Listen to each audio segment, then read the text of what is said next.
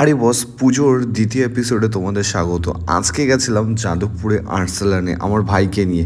আর সত্যি কথা বলতে পুজোতে বেরিয়ে যদি একটু বিরিয়ানি খেতে ইচ্ছা করে, সাউথের দিকে রয়েছে, তাহলে বলবো এই যাদবপুরে আর্সেলান একদম নির্দিষ্ট ঠিকানা। হ্যাঁ, প্রপার কিন্তু যাদবপুর না, সাউথ সিটি থেকে যেতে গেলে কিন্তু ডান হাতে পড়বে আর্সেলান বিরিয়ানি। আর সত্যি কথা বলতে কলকাতা স্টাইলের আর্সেলান বিরিয়ানি আমার সত্যিকারের পছন্দ।